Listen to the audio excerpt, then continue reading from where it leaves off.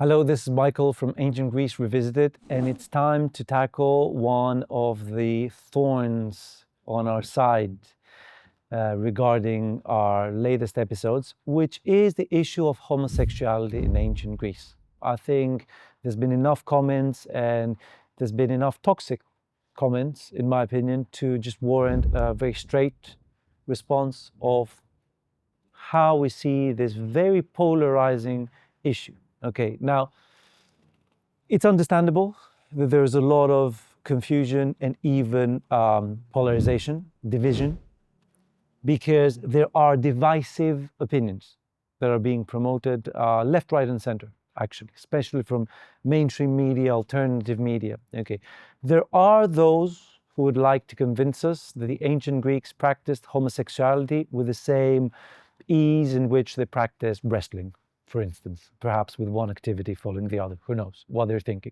right?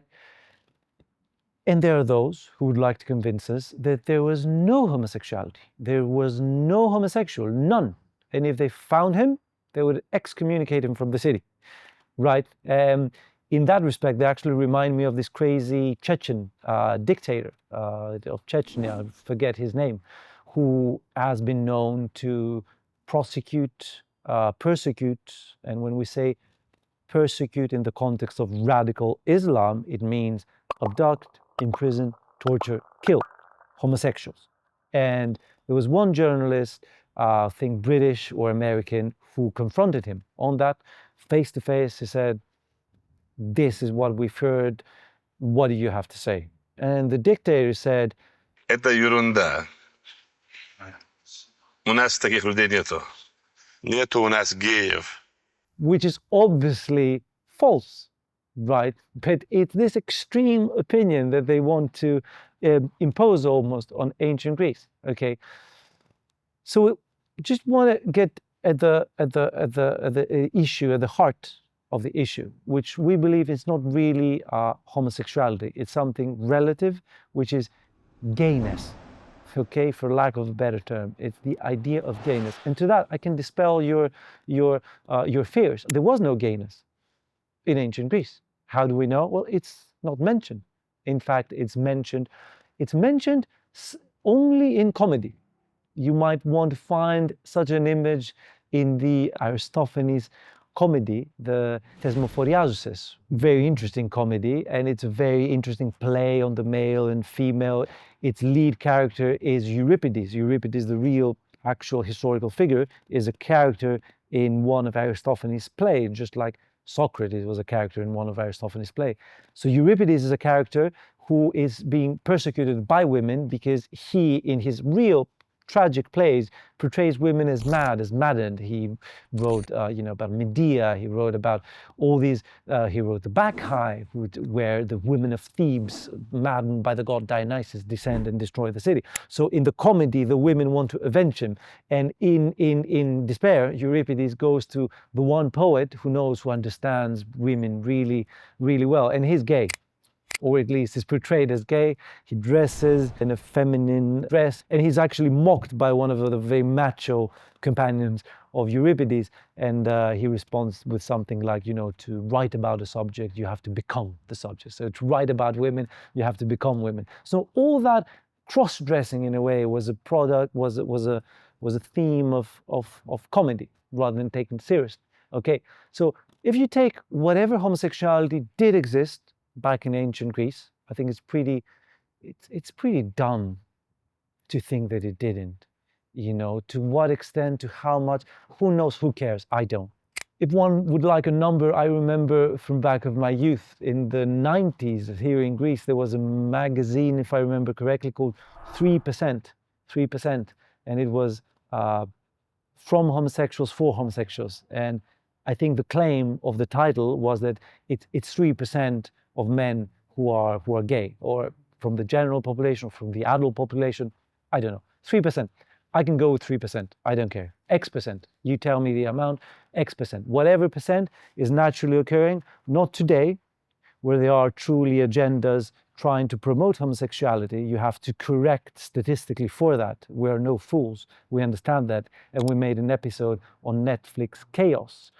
that touches upon this. If you normalize that, you go back to the 90s, there was no agenda, or at least the agenda was not apparent. So I take it that the percentage, whatever it was naturally occurring. That percentage back in ancient Greece, I'm fine. 3%, 2%, 1%, whatever it is, X%, I'm fine with X%. Okay, of naturally occurring homosexuals, not gays. Okay, and there's a big difference that we need to clarify. The gayness is an identity. Someone says, I am, just like I say, I am Greek. Being Greek is not something I do. Like if I move to Spain, I'll become Spanish. I'll never become Spanish. I lived in Spain, I loved the country, but I'll never become Spanish. It's something that I am, rather something that I do. For a modern homosexual, gayness is something that they are rather than something that they do, and this concept was simply non-existent back in ancient Greece. Your sexual drive was on the same level as your drive for food. You liked pepperoni on your pizza, you liked pineapple. I know, very divisive, likewise very divisive subject, to put pineapple or not to put pineapple on one's pizza. I personally like it, hope I'm not going to lose any members of our audience, but it's not something I identify. You know, it's called Hawaiian in the pizza store, but I'm not Hawaiian. I don't care. I don't identify. I don't think, what were the initiation rites of the Hawaiian people as I put the pineapple. It's something. It's my stomach that calls for this pizza, and likewise, it was the bubonic area that called for men to have sex, and for some men to have sex with other men. It was the lower instinct, and it was considered as such. Today, it's been promoted to an identity, which, in my opinion, is damaging. Sexuality is something that you do. It's something your body calls for, and you obey it or not according to circumstance. It's not something to identify with. And you see this attitude back in ancient Greece, that it was not something they identified. That's one difference. The other is that gayness and the modern gay identity is, to some degree, conflated, identified with effeminacy. The modern gay, as presented in films and as most of us have them in our imagination, is a somewhat effeminate man, a softer man. Okay, this was not the case back in ancient Greece. Whatever the Theban Sacred Band did, it definitely did not make them more soft or more effeminate. They defeated the Spartans on 2 occasions in mortal combat. But they were not effeminate. They were called an army of lovers, and there are historical reasons to assume that this meant that the pairs of men did, in their private time, engage in sexual activity.